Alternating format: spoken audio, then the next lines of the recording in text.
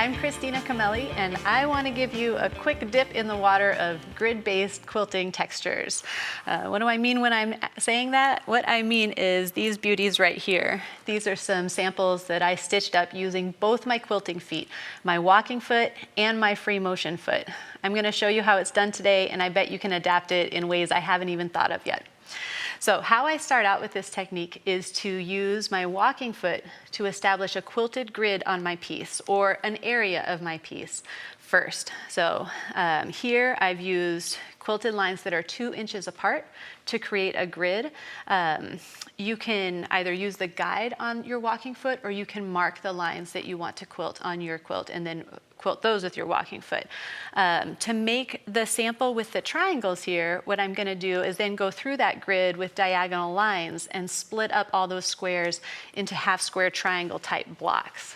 So I've got my walking foot on here, and I'm just going to stitch right through what I've already done.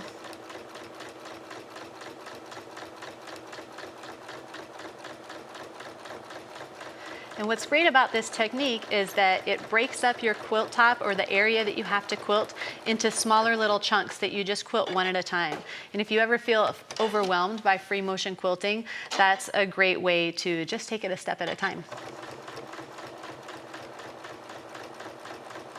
I'm just stitching along a line I've already stitched there to get to where I want to go.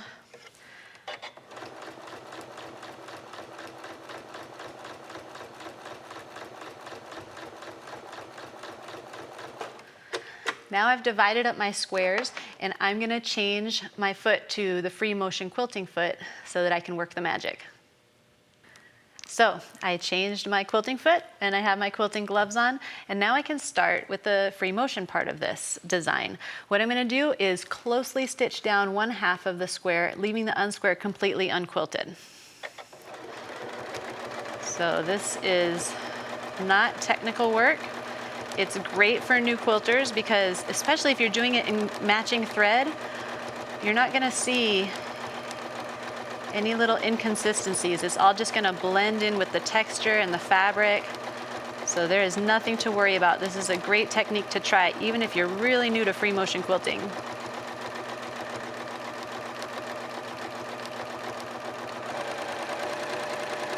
It's okay to make your turns a little bit before the line.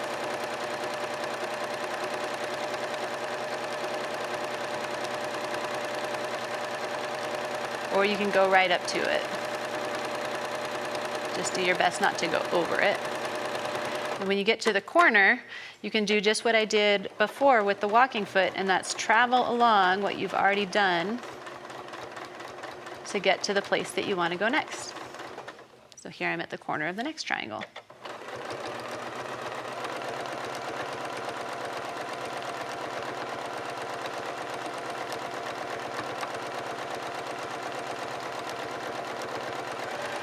Also try filling in these triangles with other quilting designs if you want, like the Lazy 8.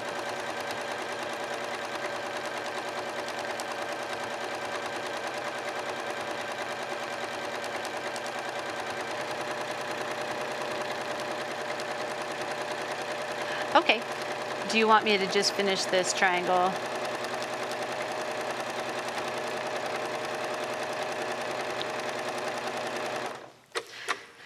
So as you can see, as soon as you've quilted the areas all around a space, the part that's unquilted just pops right up and grabs the light and creates the texture for that piece. Now let's try it with a spiral and see how that goes. So I've already quilted 2 of these spirals. I'm going to show you how I do that.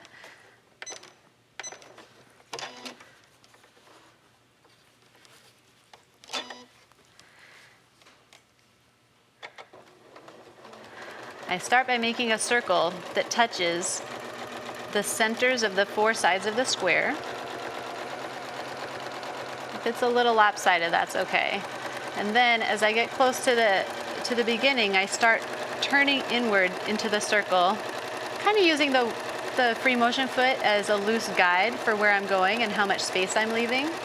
And I'll get closer to the center until there's pretty much no space for me to turn around, and then or no space for me to go any further, and then I'll turn around and start coming out between the lines I've already stitched.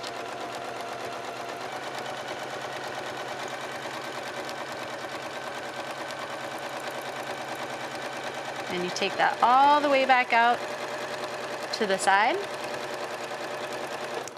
And now you're ready to start the spiral in the next square.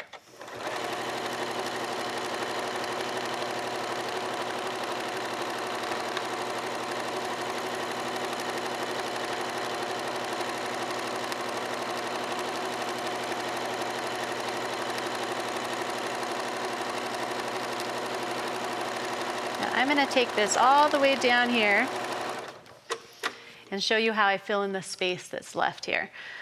You can go just with a dense line like we were doing in the triangles. Or if you want, you can sort of echo the curves that you've already established with the spiral. However you fill it in, that just keeps that middle part smashed down so that the spirals take center stage. You can do whatever you want in these grids. Over on this sample here, I've made some minor adjustments. On this row here, I only stitched the circle. I didn't go inside with the spiral. On this row here, I stitched a tiny spiral and ended in a circle and then came right back out. But it doesn't all have to be spirals and circles. You can also try arcs, any other thing that comes to your mind. Have fun and play around with it. I can't wait to see what you create.